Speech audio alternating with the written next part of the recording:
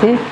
Hola, ¿qué tal? Buenas tardes, bienvenidos a la que debió haber sido la primera sesión del Sumagen, pero ahora se rompió la segunda sesión, porque como consecuencia del paro total de labores que tuvimos el martes, que estaba finalmente la conferencia, no se pudo realizar, pero afortunadamente nuestra colega aceptó mover la fecha, entonces se lo agradecemos mucho. Ay, no, pues gracias a ustedes que me invitaron otra vez. Ok, pues muchas gracias, Roberto. Bueno, pues gracias por la invitación y pues me da gusto estar aquí y esperemos que, bueno, esta plática pues, les guste y pues tenga algún provecho, ¿no? Ok, entonces este trabajo es un modelo matemático, teórico, para evaluar el impacto, ¿sí? Cómo podríamos hacer estrategias de vacunación para el virus del papiloma humano, ¿sí? Este es un trabajo que hicimos Francis Acevedo, Claudia Pio Ferreira, que son brasileñas, y yo de aquí, ¿no? Okay. Entonces, primero vamos a hablar un poquito de qué se trata el virus, ¿no? Entonces, este virus, el VPH, ¿sí? Pues ya muchos saben ustedes que se transmite por vía sexual y es frecuente, realmente es una enfermedad frecuente en individuos jóvenes que ya son sexualmente activos, ¿no? Se manifiesta muchas veces con, como pequeños granos o cosas así en diversas partes del cuerpo, especialmente en las zonas sexuales, ¿no? Parece ser que hay una gran prevalencia de la enfermedad, se estima que entre el 50 y 80% de personas que son sexualmente activas pueden adquirir esta enfermedad. Y muchas de ellas son asintomáticas y se pueden quedar ahí por años, ¿no? Sin embargo, algún porcentaje, más o menos que puede llegar al 20% de las infecciones, persisten y están asociadas en cáncer cervical en las mujeres y también en cáncer anal en los hombres, ¿no? En las dos variantes. Entonces, pues últimamente han surgido vacunas para prevenir esta enfermedad, ¿no? Sobre todo porque sí nos puede llevar, sobre todo a las mujeres, a un cáncer, ¿no? Una cuestión ya grave, ¿no?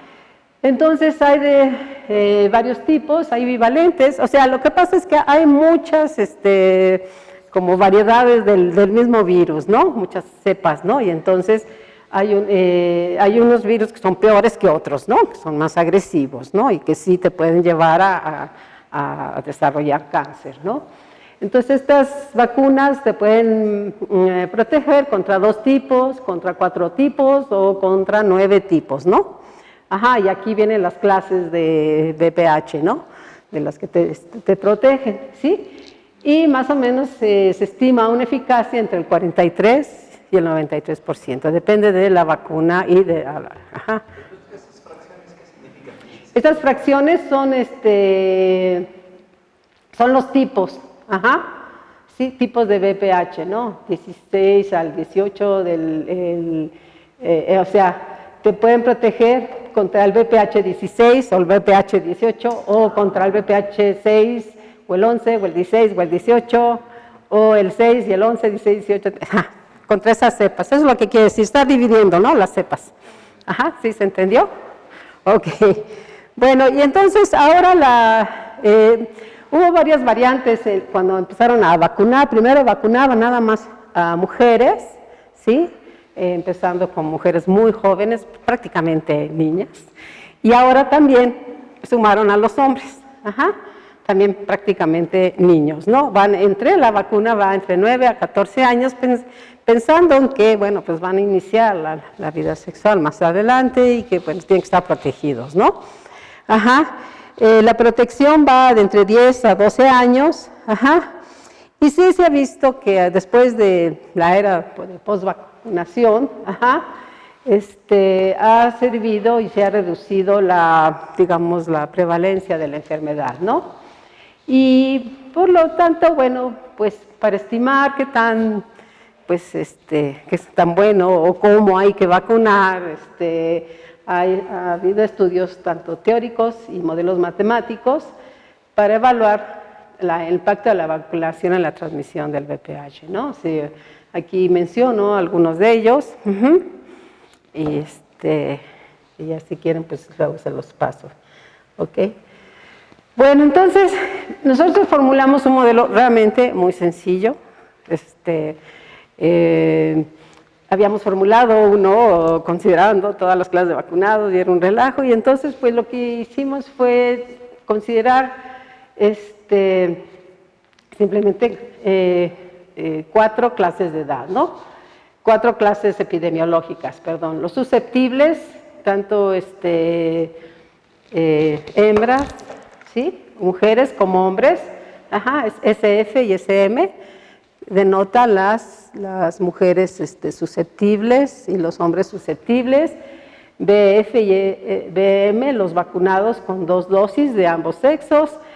IF y IM, los infectados con el virus del papiloma humano en los 2 sexos. Y los recuperados de la enfermedad los defino con ZF y ZM. Tenemos las poblaciones de mujeres. Tenemos una tasa de reclutamiento que le voy a llamar lambda F, ¿sí? Y una mortalidad per cápita, mu, ¿sí?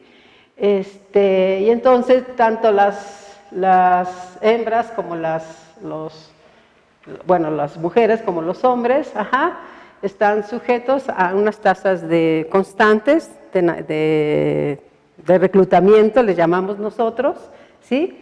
Y una tasa constante de mortalidad natural. Entonces, las ecuaciones rojas pues, definen la dinámica de las 2 poblaciones, tanto de mujeres como de hombres. Entonces, la tasa de reclutamiento es constante. Estamos pensando que tenemos como un grupo constante, ¿sí? de personas que llegan a la edad de, no sé, 9 años, o que nacen, más bien, que nacen, ¿sí? Y estamos pensando que es constante, ¿no? Eso se trabaja mucho en epidemiología. También podríamos pensar que la población nace con respecto a una tasa de natalidad, ¿no? No. Pero reclutamiento, ¿qué significaría? De entrada de individuos a la población. Nacimientos, digamos. Nacimientos o reclutamiento a cierta edad, ¿no? Sí. Perdón. Ok. Entonces, con este modelo, vamos a introducir lo que es la vacunación. ¿Sí? Entonces vamos a pensar que tanto hombres y mujeres reciben 2 dosis, ¿sí? Y las sigma F1 y sigma M1 son la primera dosis en hombres y mujeres, sigma F2, sigma M2, segunda dosis en hombres y mujeres, epsilon 1 y epsilon 2 es la eficiencia de la vacuna en hombres y mujeres. Q es un término que nos dice la probabilidad de sobrevivir 6 meses. O sea, tengo la primera dosis, ¿sí? En cierto momento, y luego a los 6 meses recibo la segunda dosis. Y entonces, yo estoy poniendo como Q esa probabilidad de que la población pueda distribuir 6 meses, ¿no? Que realmente es un número pequeño. Y por otro lado, entonces, las tasas de vacunación están dadas por la primera ecuación, en vista de todo esto de acá, ¿no? O sea, tengo una cantidad de personas lambda, reciben la primera dosis con una eficiencia, epsilon 1, reciben la segunda, después esperan un tiempo Q, ¿sí?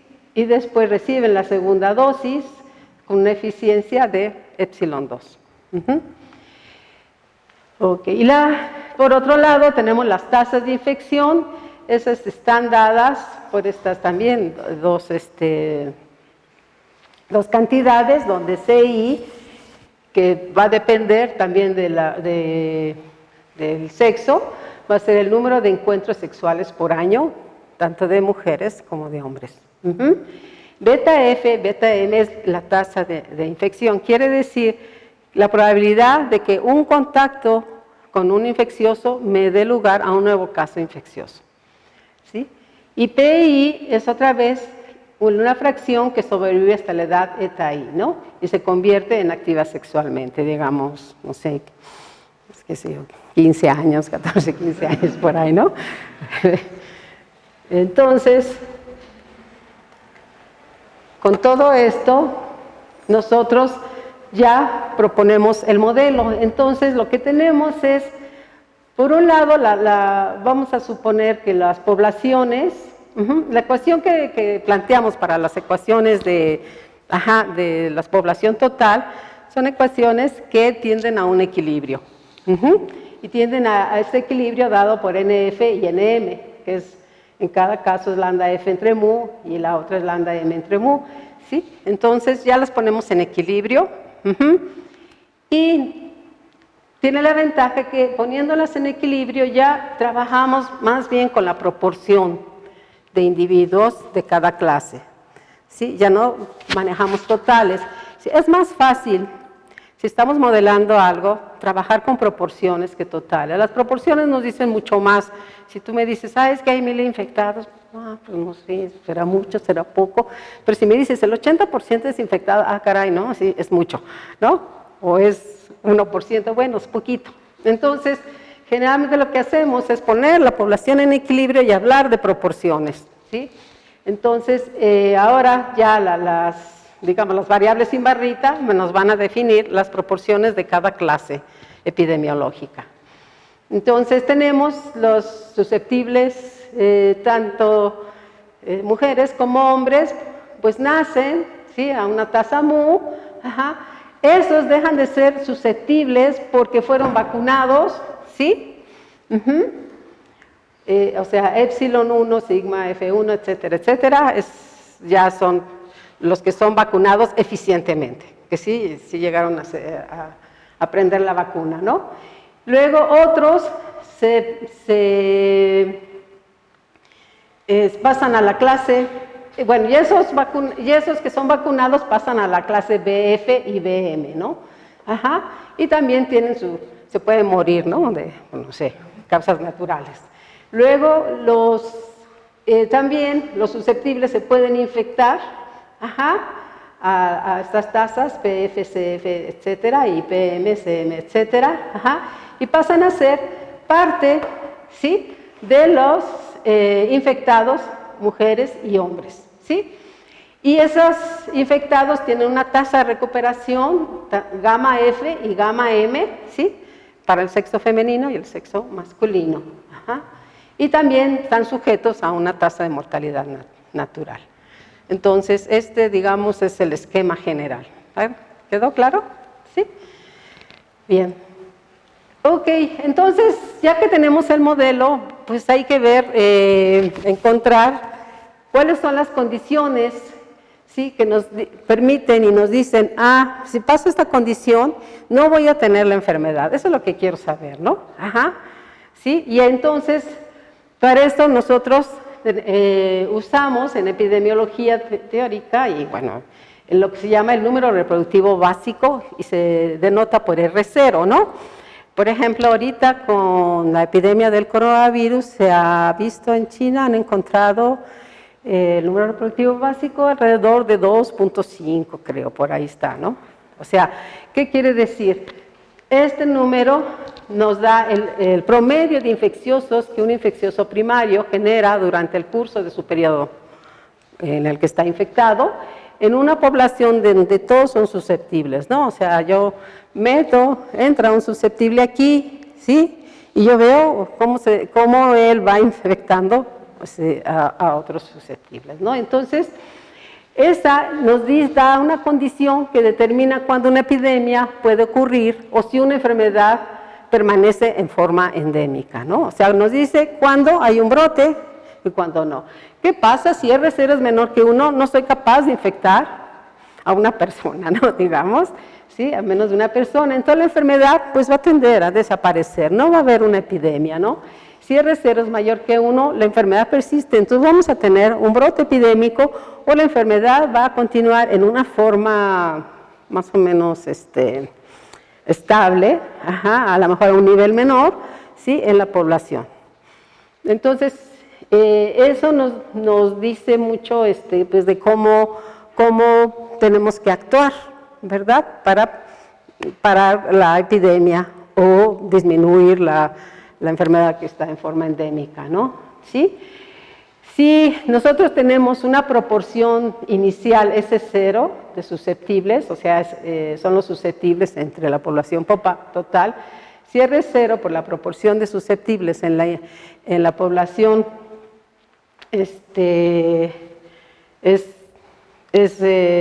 menor que 1, entonces no va a haber una infección. O sea, podemos hablar del R0 así en abstracto o del R0 asociado con una proporción inicial de susceptibles.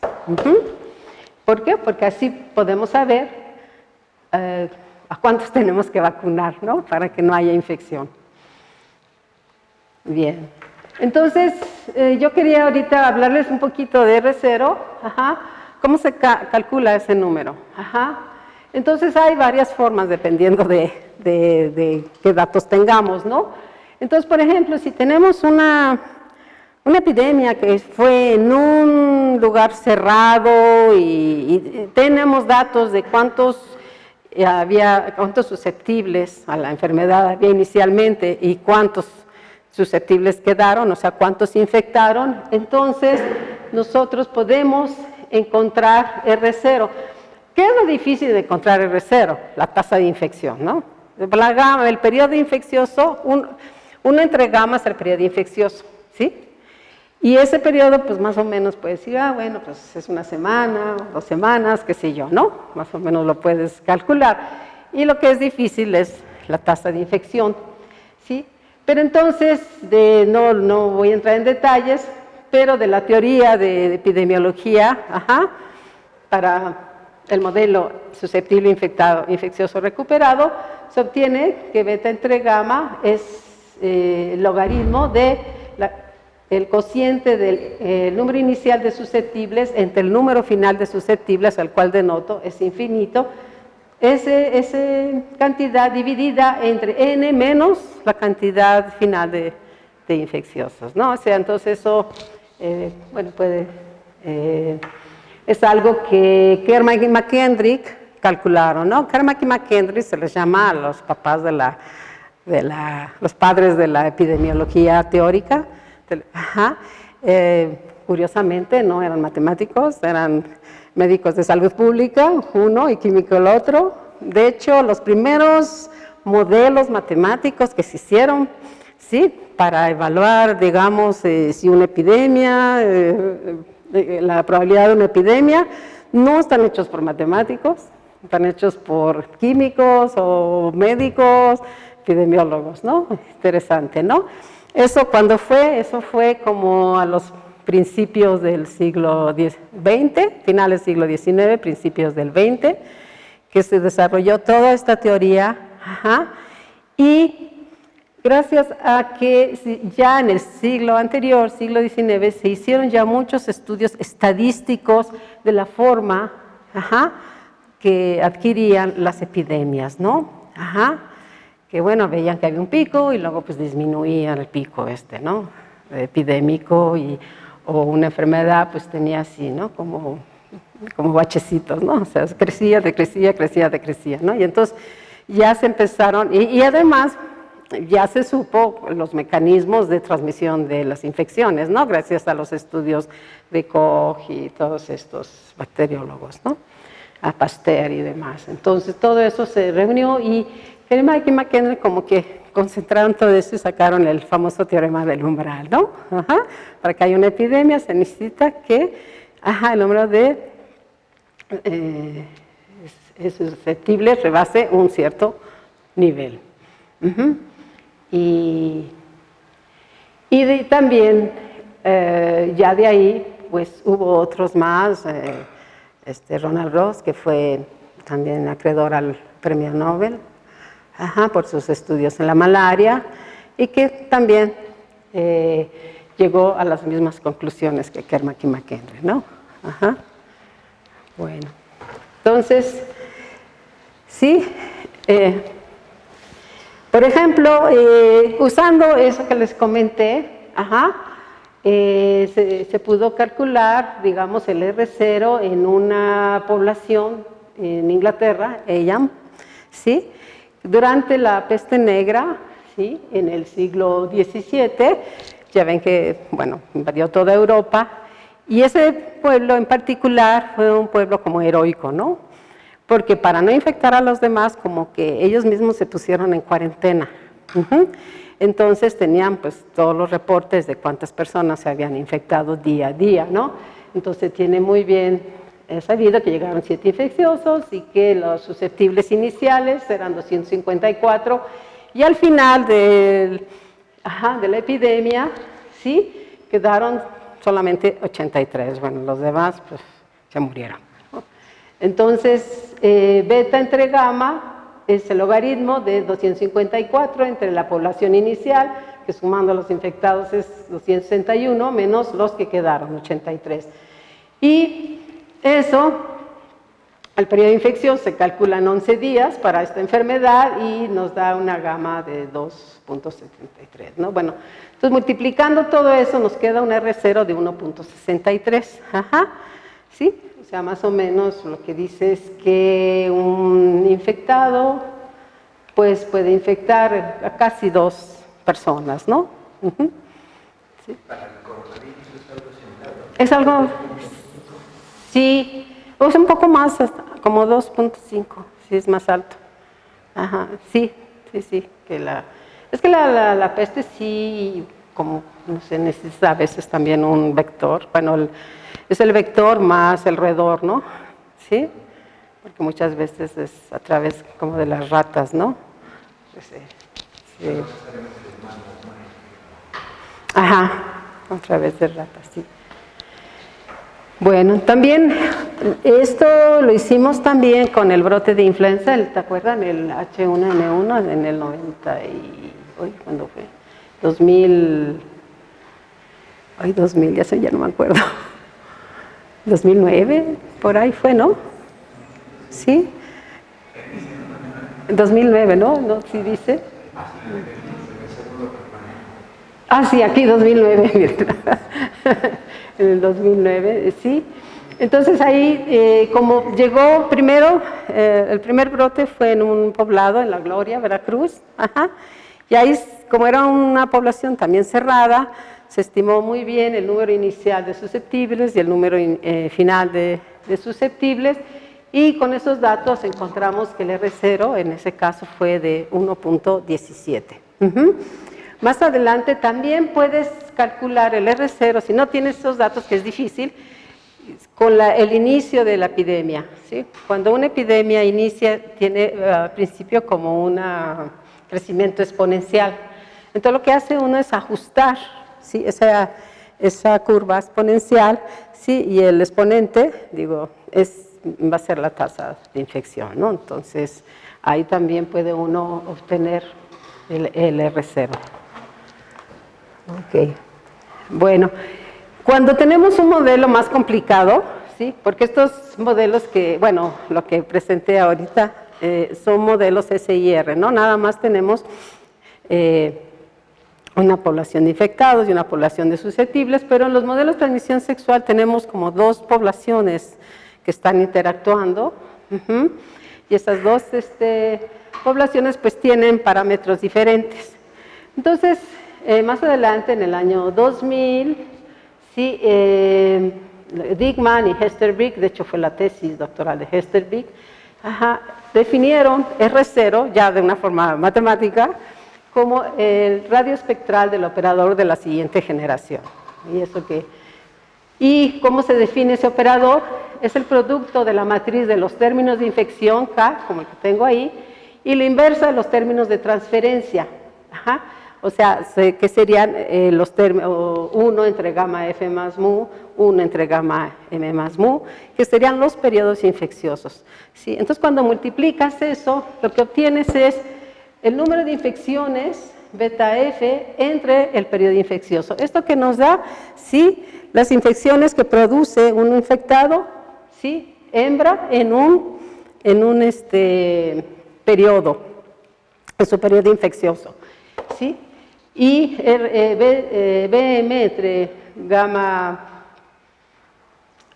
a ver, estas son, sí, las que produce, no, perdón, las que produce un hombre en, digamos, la población femenina durante su periodo infeccioso, y acá los que produce una hembra en la población masculina durante su periodo infeccioso, ¿sí? Entonces, la raíz cuadrada, ¿sí?, el radio espectral, ¿sí?, o sea, es el valor propio más grande, está dado, se puede ver rápidamente, encontramos la cuestión característica, ¿sí?, y encontramos el radio espectral, y va a ser la raíz cuadrada de RF por RM. Y eso que nos dice que, bueno, tenemos el producto de las infecciones, ¿sí?, producidas por un infeccioso hembra y por un infeccioso hombre. Entonces, digamos, pero estas como que crecen geométricamente. Entonces, el promedio de esas infecciones es la media geométrica. No media aritmética, media geométrica, porque son crecimientos exponenciales. Y bueno, entonces eso es lo que se ha manejado desde que, bueno, salió la tesis de esta persona, Hesterbeek, ¿no? Entonces, ahora nosotros tenemos una población con AF mujeres vacunadas y AM hombres vacunados, ¿sí? Entonces ahí el R0 disminuye, ¿verdad? Porque tenemos el R0 original, ¿sí?, cuando todos son susceptibles, pero hay que multiplicarlo por la proporción que ya no es susceptible, ¿no? ¿Sí? A eso, o sea, por los vacunados. Entonces R0 tilde va a ser siempre menor o igual que R0. Entonces, en general, en estos modelos lo que se ve son modelos en ecuaciones diferenciales y nosotros queremos ver los puntos de equilibrio, ¿sí? Entonces, los puntos de equilibrio es cuando el sistema lo igualamos a cero, ¿no? O sea, las soluciones constantes, y nosotros encontramos la solución, las soluciones triviales, a ver, creo que está acá, ¿sí? No lo puse, creo que, ok. Bueno, si R0 es menor que 1, lo que tenemos es el punto de equilibrio donde no hay enfermedad, ¿sí? Y podemos ver que si R0 es menor que 1, dado esta función de Lyapunov que estoy poniendo ahí, ¿sí?,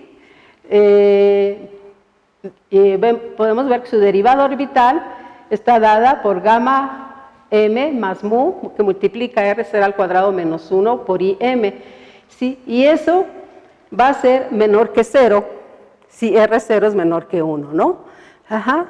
Y se puede ver que el máximo conjunto, que es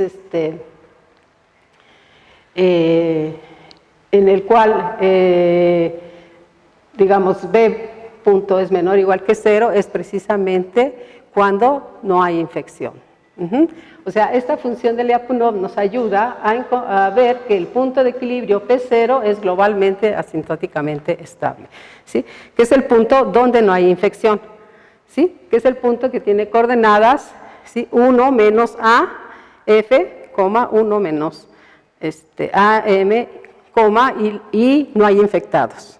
Los infectados y los recuperados son 0. ¿Sí? Bien.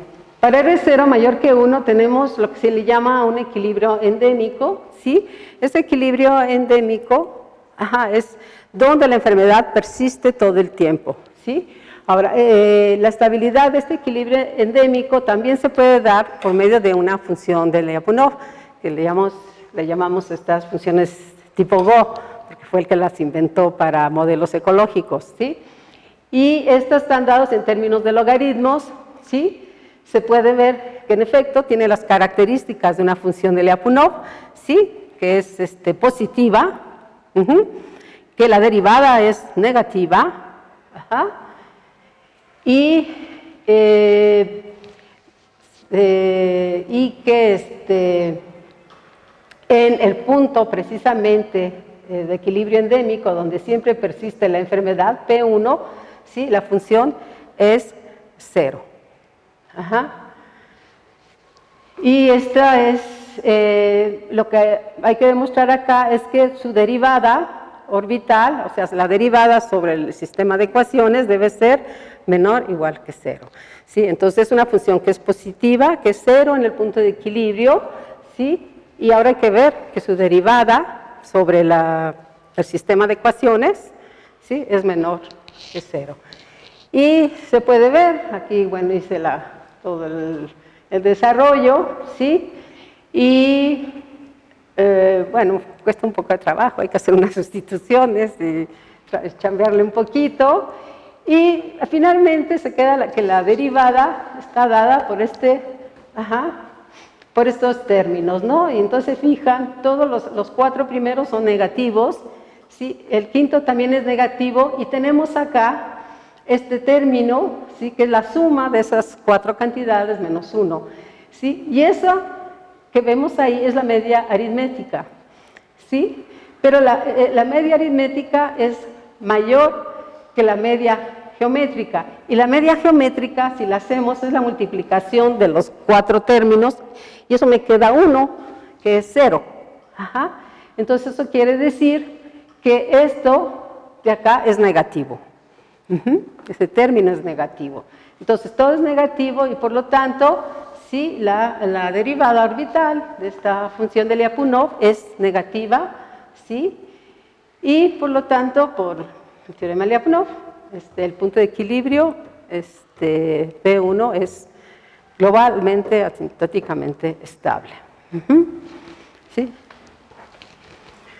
Y bueno, no tenemos más, ¿no? Tenemos nada más 2 puntos de equilibrio. Hay otros modelos donde sí podemos encontrar incluso bifurcaciones de Hopf o bifurcaciones más complicadas, pero en sí es muy sencillo, ¿no? Voy a tener un punto de equilibrio donde no hay enfermedad, un punto de equilibrio donde siempre persiste, ¿no? Y va a estar definido por R0. Si R0 es menor que 1,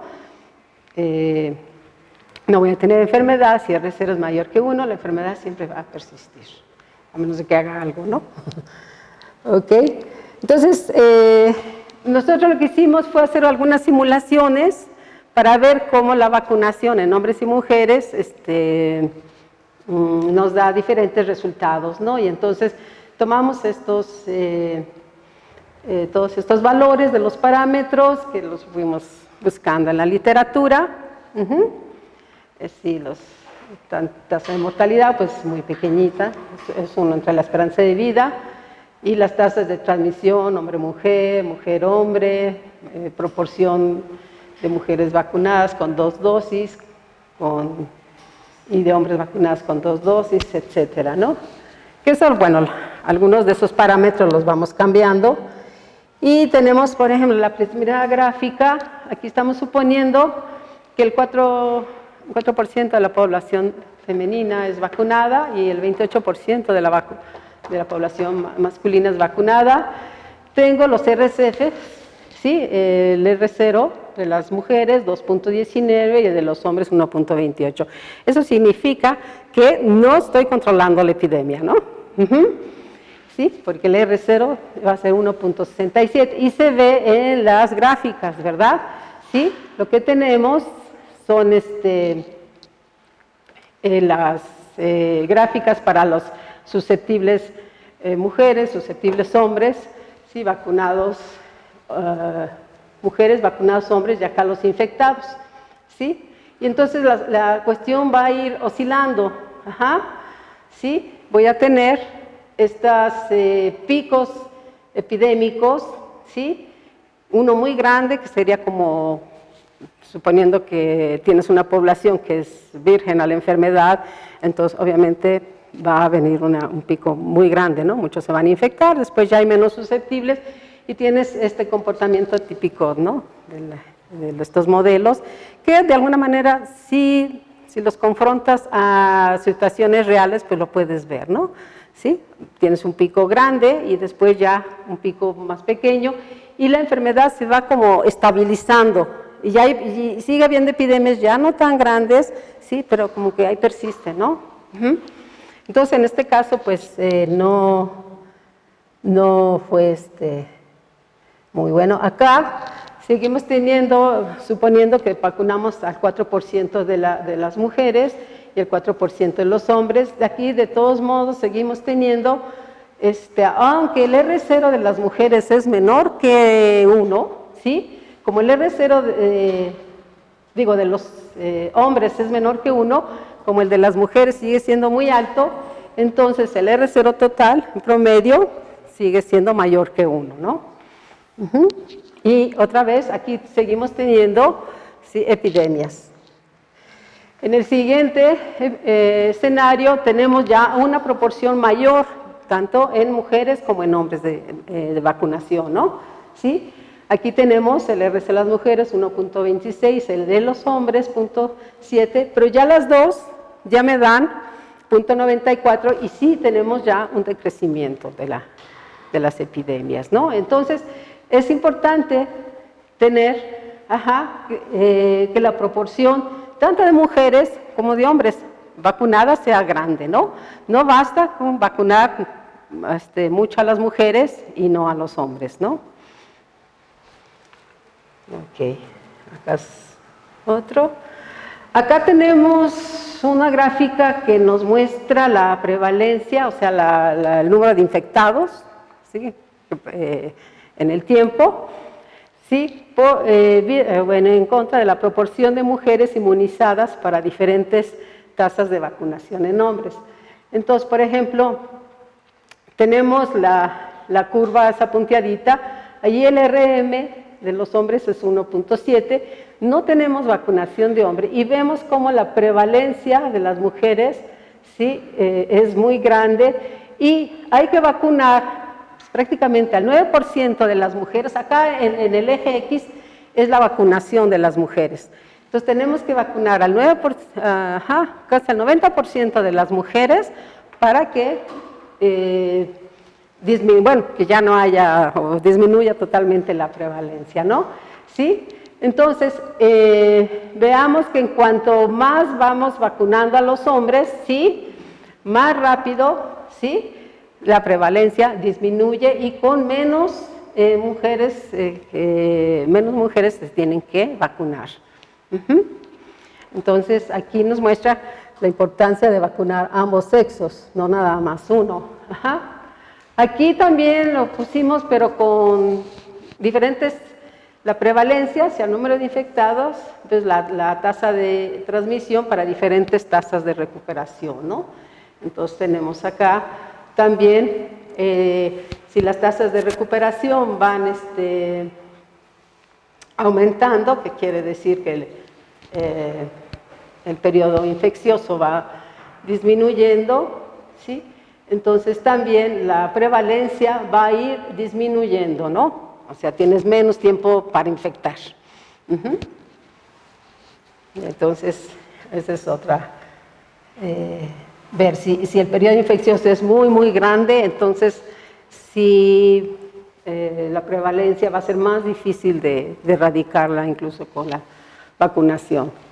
También hicimos un análisis de sensibilidad con respecto a R0, y encontramos que pues dos de los parámetros que influyen más en R0 van a ser precisamente las tasas de infección para decrecerlo y también el periodo, la tasa de infección, ¿no?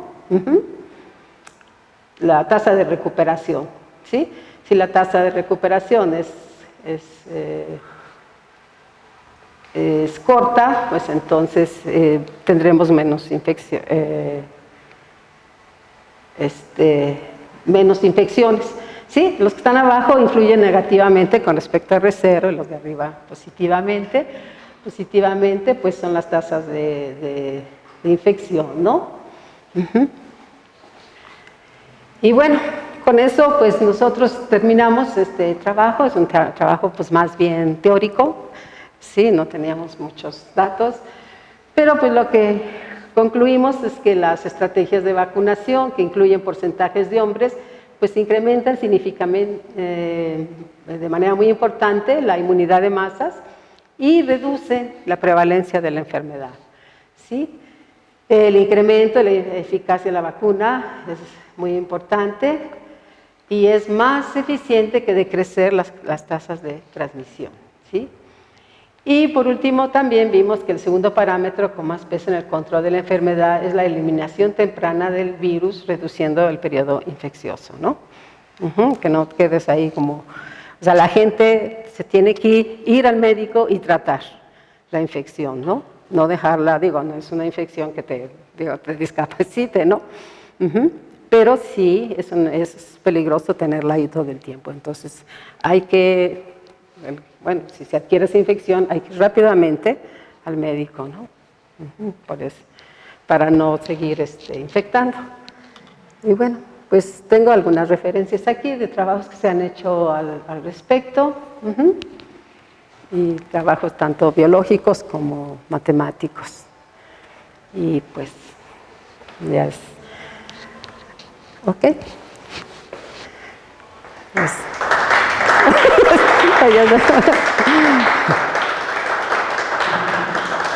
okay, pues gracias por su atención.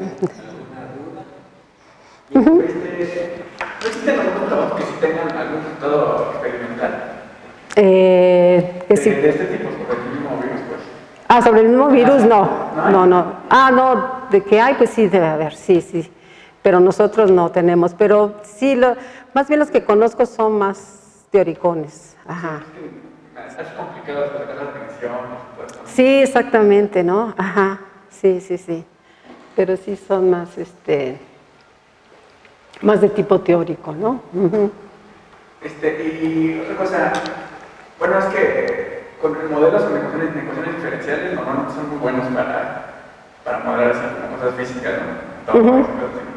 Pero bueno, yo por lo que sé, para modelar sistemas tan complejos como estos, que a veces no funcionan muy bien, que digamos. O sea, sí.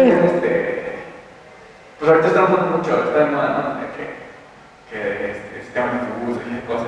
No sé si ¿Sistemas qué, perdón? Sistemas difusos, sí, exacto. Sí, también se aplican mucho. Ajá. ¿En ese lado o por acá se le está abordando? Ese tipo de problemas. Se tiene también usando redes neuronales y cosas así. De hecho, no sé si ya la terminó, un alumno de Pedro Miramontes estaba trabajando esto y también con... Sí, fue su tesis de maestría. Fue su tesis de maestría y lo hizo con redes neuronales, ¿no? Y también pues llegar a las mismas conclusiones, que hay que vacunar a los hombres. Llegamos a lo mismo. Ajá. Sí, pero sí hay los dos enfoques, ¿no? Y hay gente que también usa, no sé, ecuaciones de difusión, o, en fin, sí. ¿Alguna otra pregunta? ¿Y en México cómo están los porcentajes? O sea, ustedes estuvieron ahí moviendo los parámetros. Los parámetros, pues sí hay, ¿no? Digamos, sí está ahorita, bueno, se tiene ahí un problema con eso, ¿sí? No es tan sencillo. Y pues está llevando a cabo también vacunación, ¿no? Ha habido como reticencia a eso porque dicen que no, que la vacuna produce, ya ves que ahora las vacunas son malas, ¿no? La vacuna produce no sé qué, pero sí se está vacunando. Se está vacunando.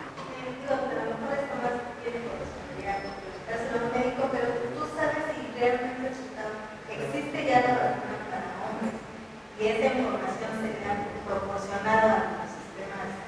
Sí, ya existe la vacunación para hombres, sí. Yo he oído algunos documentos en los que dice, se vacunan mujeres porque no existe la vacuna. No, sí. No, ya existe, sí. Digo, es reciente. Eso es muy reciente, sí, realmente no. Al principio fue solamente para mujeres y mujeres más grandes y eran 3 dosis, 3 o 4, 3 dosis, ¿no? A ciertas edades, pero ahorita lo que, digamos, lo nuevo, digamos, es que es nada más una vacunación a edades muy tempranas, sí, y a hombres y mujeres, sí. Ujú. Sí. Sí.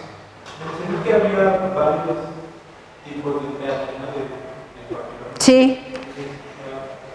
¿Todo esto se enfocó a uno en especial? Pues no, en realidad no fue hecho así como, vamos a estudiar esto, ¿no? Fue como una cosa más general, ¿no? Ahora sí se puede, a lo mejor con las características de cierto virus, pues hacerlo ya más enfocado o con los parámetros del virus, ¿no? O lo que sepa, ¿sí? Hay muchas clases de virus y hay unas que son unas peores que otras, ¿no? Unas son, pues prácticamente no te hacen nada y otras, y son pocas, ¿no? Las que son así que son las que te pueden dar el cáncer. Bueno, lo pregunto, tengo una conocida que tiene infección de papiloma, pero no sé qué tipo. Y mencionó justo que no había sido por una actividad sexual. No lo entendí muy bien a la barriga que mencionó, pero bueno, mi pregunta es, ¿qué podría recomendarle, o sea, aparte de irse a revisar y ir a todas esas no sé, transmitir también esa parte a esa señora que conozco? Ajá. ¿Qué parte, qué comida tal cual, no sé, consejillos más? Pues no sé si ella, bueno, si ella fue a ver a un médico y se está tratando, ¿no? Ajá. Sí. Ahora no sé si se puede adquirir por otra vía que no sea la sexual. ¿Alguien sabe de eso? Digo, yo siempre he pensado que es vía sexual, ¿no? Ajá. O, digo, sexual o también, pero no sé, digo, que yo sepa que sea por, no sé, por saliva o cosas así, que yo sepa, no sé, pero es cosa de averiguarlo no sé. Pero ella pues, ya fue con un doctor. Ok. Que se está tratando. Sí, sobre todo eso es importante en las mujeres. Sí. Pues muchísimas gracias, Lourdes. Gracias a ustedes. Gracias. Y ya damos inicio al resúmato de la semana entrante. Este va a ser no aquí, sino en la terminal. Entonces están todos invitados a una. Muchas gracias. No, gracias a ti. Sí.